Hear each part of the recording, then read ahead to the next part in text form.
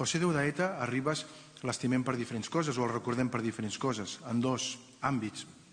Un, i ho he intentat reflectir a la separata, que per cert ha fet el disseny i la maquetació el Joan Rusquelles, ho he intentat dividir entre una part molt subjectiva i una part molt objectiva, perquè pels ribetans, en José Deudaeta, hi tenim una part objectiva i una part subjectiva de relació. L'objectiva és un senyor que crèiem que era molt important, per començar perquè tenia un cognom llarg d'aquests compostos, José Deudaeta, i en castellà dius, aquest ha de ser alguna cosa important, perquè és un senyor que no hi era mai a Sant Pere de Ribes, en realitat. I era un senyor que era molt important i tenia una dimensió internacional molt gran. És un personatge que es va inventar, va ser un dels inventors de la nova dansa espanyola, el flamenc contemporani. Però això aquí no ens en vam assabentar, no ens en vam assabentar a Ribes, ni a Catalunya ni a Espanya, perquè aquest senyor estava fent això a l'estranger, voltant per tot el món, amb una parella artística que era Susana i José, i més la dona de José Deudaeta, que era la Marta Font, que feia els vestuaris, i més el marit de la Susana, que era el músic i el compositor, ara arriba algú que fa molt de soroll, no sé si l'heu sentit, que és una companyia de dansa molt petita.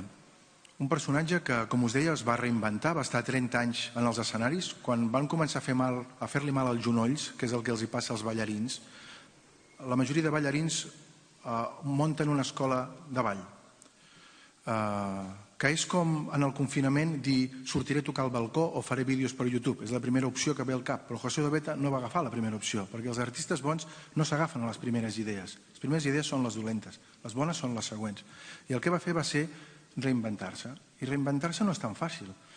Ell ja tocava les castanyoles i va dir jo no vull muntar una escola de dansa perquè deia textualment, hauré d'anar a comprar paper de vàter, hauré de tindre una secretària, hauré de fer horaris, hauré de parlar amb els pares, convèncer que no desapuntin el nen, serà una tragèdia. Deixarà de ser artista. I què va fer? Va perfeccionar-se, millorar la seva tècnica d'un petit instrument, del qual ell ja era un col·leccionista, que eren les castanyoles. Va perfeccionar tant que va arribar a ser, al cap de 3 anys, concertista internacional, tocant al costat de Montserrat Caballé, Herbert von Karajan, és a dir, a la primeríssima divisió. Estem parlant d'un José Deudaeta que es va reinventar als gairebé 60 anys.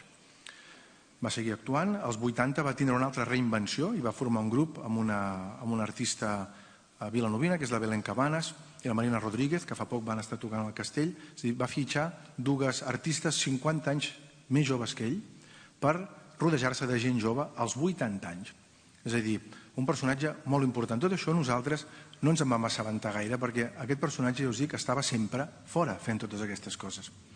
Però hi ha una part subjectiva també en la seva relació amb el poble, que és aquest senyor que tenia un dia encís que aparcava a la pujada del castell, que la seva senyora era la Marta Font, que era molt agradable, i que és un senyor que trucaves allà, José, ens podries ensenyar el castell? I obria la porta i et deixava passar. I aquest personatge va decidir un dia, que és una cosa que van fer molts artistes, buscar una fortalesa. Dalí ho havia fet comprant un castell a la seva musa. A Gala li va comprar un castell a Púbol.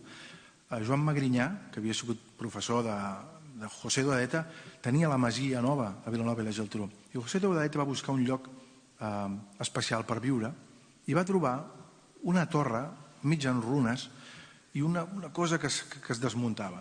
Va fer un pacte, no sé exactament quin era, però era jo ho restauraré a canvi de poder-hi viure de per vida.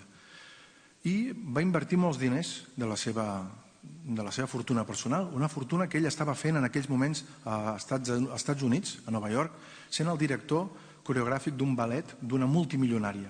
Ell va agafar tot això i ho va invertir en el nostre poble. I això d'alguna manera es notava perquè hi tenia una relació estreta amb tots nosaltres. Si te'l trobaves a Can Manel o te'l trobaves a la plaça Mercè, és a dir, se sentia molt part d'aquesta localitat perquè ell estava fent una cosa molt important per aquesta localitat. Fins i tot uns cursos molt importants de dansa espanyola que va fer a Sitges durant 20 anys els va començar a Ribes, al Castell. Fins i tot un documental de la BBC sobre dansa va dir, això ho gravarem aquí a casa meva. Diu, sí, però ens interessa gravar la jota aragonesa, la jota manya. Cap problema, jo tinc uns amics de Saragossa que vindran. O sigui, ho feia tot i el seu nucli era el Castell de Ribes. El que he intentat amb la separata ha sigut recollir aquestes dues parts, aquestes dues visions de José Odeta. L'objectiva, que és una cronologia que trobareu a la separata, que és què va fer, i veureu que va fer moltes coses, i una de subjectiva, que és quina era la meva relació personal amb aquest senyor. Jo tenia una relació, com us dic, com molta altra gent l'ha tingut. Després jo he investigat molt més sobre ell perquè el proper museu que hi haurà en el Castell de Ribes hi haurà una sala dedicada a José de Udaeta, i aleshores des de l'Ajuntament em van dir: Esteve, per què no organitzes una mica aquesta vida de José de Udaeta perquè s'entengui, perquè va fer tantes coses que els seus fills em diuen, però a vegades sembla que hagués viscut 3 vides aquest home, vale que va viure molts anys, va viure 90 anys, però com pot ser que hagués fet tantes coses? També he de dir que els fills de José de Udaeta han llegit la separata, l'han revisada, han donat el seu vistiplau, i són personatges que també estimen molt el nostre poble, però que avui no han pogut venir per tota aquesta excepcionalitat tan estranya que estem vivint, però que és una festa major diferent. Què hagués fet José de Udaeta avui? No ho sé, però aquests personatges, avui que vivim amb tanta por, lògicament, la situació, amb tant d'alarma social, penso que és el moment de veure què pensen els grans artistes, perquè són esperits lliures i esperits independents, i bé, a la separata trobareu idees que potser direu: mira, podeu Udaeta, si va fer això, si va ser capaç d'anar a París, trobar-se pel carrer un dels grans coreògrafs, Serge Liaf, i dir-li: vull fer una audició, vine demà a la tarda, i va dir: ostres, no tinc roba, no tinc sabatilles, i va fer l'audició en calçotets.